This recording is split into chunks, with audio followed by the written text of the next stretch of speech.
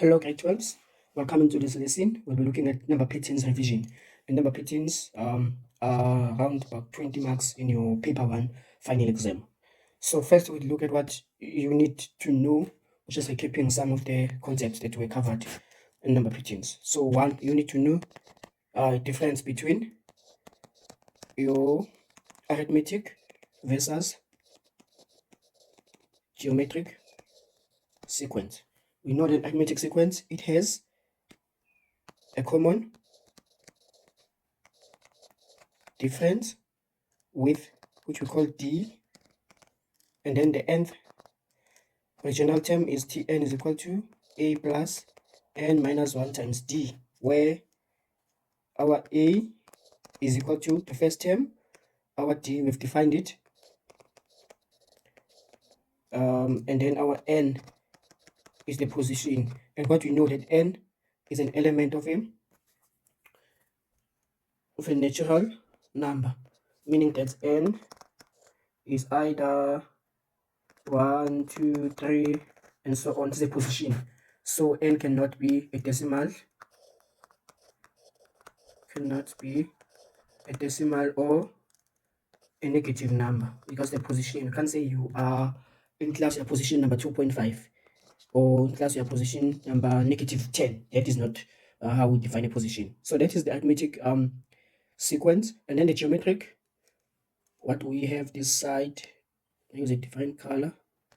Let me try this purple. So here on the geometric sequence, we've got a common ratio, which we call it R, and we find it by saying T2 over T1, which is the same as T3 over T2, and so on. In fact, even if you say T79 over T78, that's going to be the common ratio again, as long as you take the high position divided by the following position, you would get R. So the common difference, didn't define it here, it is T2 minus T1, which is the same as T3 minus T2, and so on. In fact, even T100 minus T1999, it is still a common difference. As long as the difference between two consecutive terms or terms that are following each other in your arithmetic sequence, it's going to be called D. And this becomes an important property for these sequences. Then here we have the nth term is Tn is equal to a r to the exponent n negative 1. And then again, a is your T1, r is your, we've defined r and n is the same as how we defined it in the arithmetic sequence. And then from the sequences, you then move to arithmetic versus geometric series. Again, a series,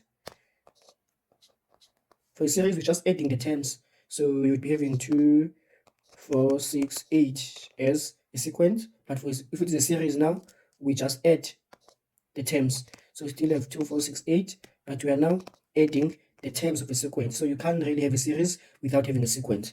So this would be a sequence, and this is a series. Okay, and then we know that if we're looking at arithmetic series, just adding the n consecutive terms. So we are adding n consecutive terms. This is very important. The terms must be following each other. And then for arithmetic, we've got Sn is equal to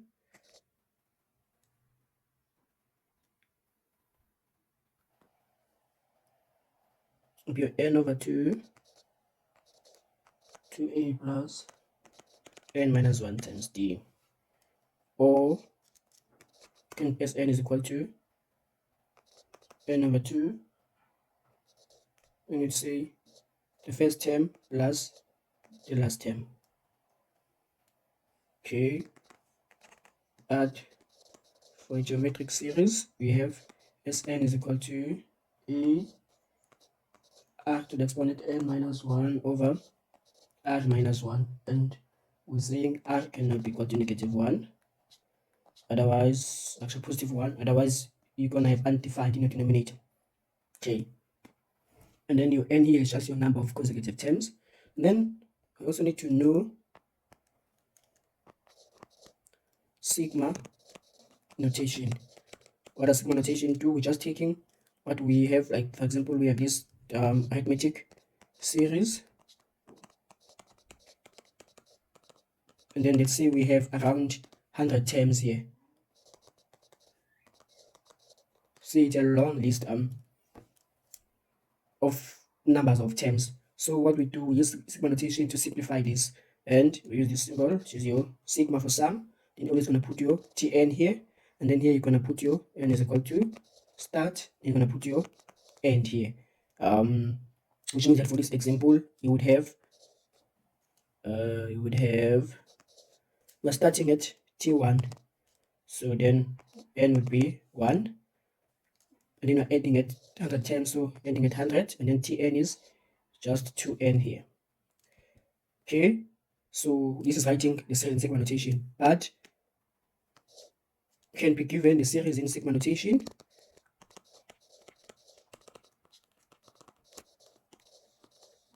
and then you have to write it. Then you have to evaluate it. In fact, this, because now we are adding the terms here, we will eventually get an answer, because we're saying this is just the same as this sum here, and if you add these numbers, you're gonna get a number.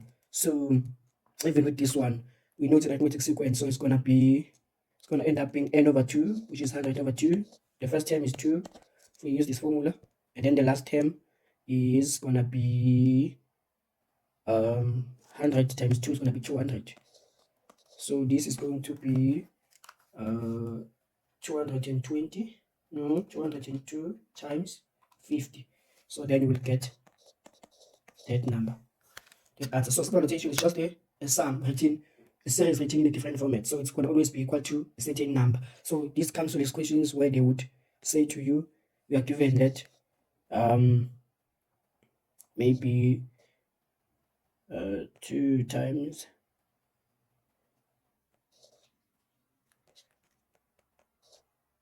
the exponent, they're going to say k minus 1.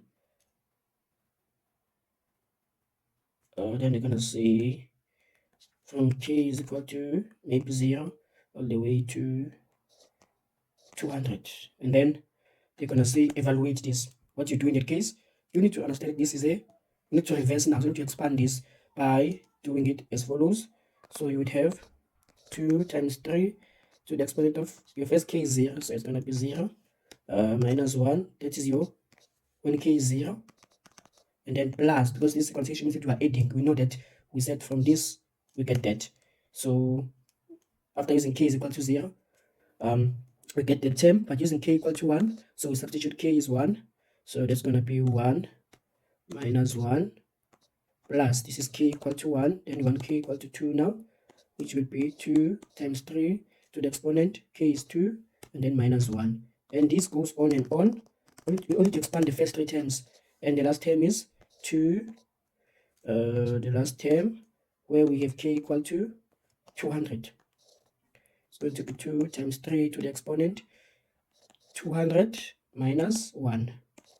That's going to be your series, and then of course you're going to find the answer here, which would be 2 times 3 to the exponent negative 1 is going to be 2 over 3 plus that one is going to be 3 to the exponent 0, which is 1, so it's going to be 2. That one's going to be 2 times 3 is going to be 6, and then the other term, the last term, it's going to be 3 to the exponent 199 times 2. It is such a very, very big number. Yes, this is an exponentially growing series, so it's 1,77 1,77.